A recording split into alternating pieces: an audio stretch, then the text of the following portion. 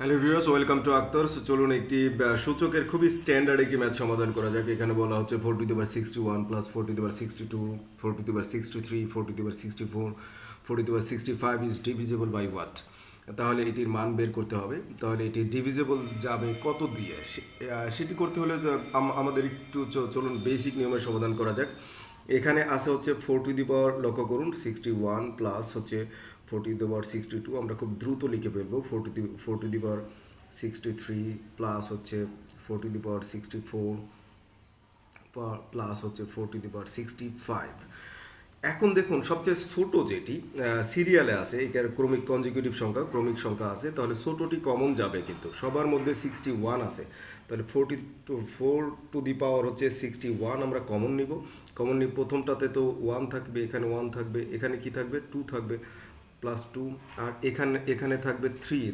That means হচ্ছে এখানে 4^2, এখানে লক্ষ্য করুন, দ্যাট মিনস এখানে 4 একটাই থাকবে, দ্যাট মিনস শুধু 4 থাকবে, আর এখানে 4-এর উপর পাওয়ার 1 থাকবে, আর এখানে 4-এর উপর পাওয়ার 2 থাকবে। পাওয়ার দিয়ে লিখি তাহলে ভালো হবে, প্লাস সরি।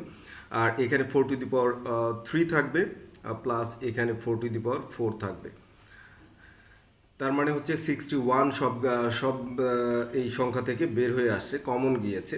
এখন 4^61 আমরা কমনই রাখলাম, 4^61 কমন রাখলাম। কমন রেখে এগুলো যোগ করব। তাহলে ভিতরে একটু সিম্পলিফিকেশন করি। তাহলে এখানে 1 প্লাস এখানে 4 প্লাস হচ্ছে এখানে 4×4 = 16, তাহলে এখানে 16 হলো। প্লাস হচ্ছে 4^3 মানে আমরা জানি হচ্ছে 64 হয়, আর 4^4 মানে হচ্ছে 256 হয়, প্লাস হচ্ছে 256 এতদূর। কারণ হচ্ছে কি, এটা আপনারা একটু মুখস্থ করবেন যে 4^0 = 1, 4^1 = 4, 4^2 = 16, 4^3 = 64, 4^4 256, আর হচ্ছে 4^5 হচ্ছে 1024। এই যে এই পর্যন্ত 5 পর্যন্ত মুখস্থ করলেই হয়ে যাবে।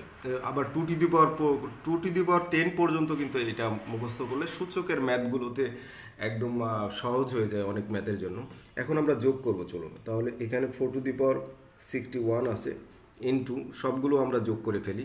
তাহলে যোগ করলে দেখুন এখানে 5, তাহলে এখানে 21 হচ্ছে 21, আর এখানে কত হচ্ছে 85। 256কে আমরা যদি 85 দ্বারা যোগ করি তাহলে এখানে 1 হবে, আর এখানে 14-এর 4 হবে, হাতে 1, তাহলে কত হচ্ছে 341 হচ্ছে। এখন আমাকে দেখতে হবে এটি আপাতত এই যে 4^61 হোক আর যাই হোক, এটি রেখে দিব। আমরা রেখে দিয়ে এইটা লক্ষ্য করব যে এইটা এই যে কত দ্বারা ডিভিজিবল বাই হোয়াট, এটি কত দ্বারা ভাগ যাচ্ছে সেটি লক্ষ্য করব।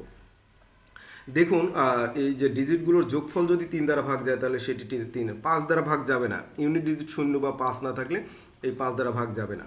আর দেখুন 7 থেকে 8 আছে, তাহলে এখানে কারণ হচ্ছে এই যে ডিজিটগুলোর যোগফল যদি 3 দ্বারা ভাগ না যায় সেটি 3 দ্বারা ভাগ যাবে না।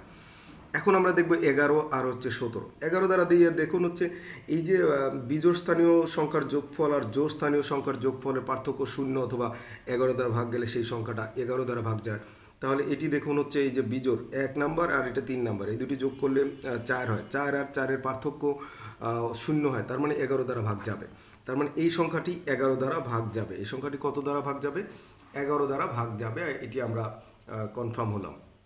তাহলে এভাবে স্টেপ বাই স্টেপ আমরা ম্যাথ ভেঙে ভেঙে ম্যাথ সমাধান করলে আরও আত্মবিশ্বাসী হব, পরীক্ষার হলেও নিশ্চিন্তে ভালো করব। আজকে এই পর্যন্ত রাখছি। আল্লাহ হাফেজ ফর টুডে। যারা এখনও পেজটি ফলো দিয়ে রাখেননি তাহলে তো ফলো দিবেন। নিয়মিতভাবে এখানে ভিডিও বা অন্য অন্য জেনারেল নলেজ, বাংলা বা ইংলিশ সব ধরনের কন্টেন্টই স্টেপ বাই স্টেপ দেওয়া হয়। আশা করছি ইউ মাস্ট বি বেনিফিটেড। আল্লাহ হাফেজ ফর টুডে। আসসালামু আলাইকুম।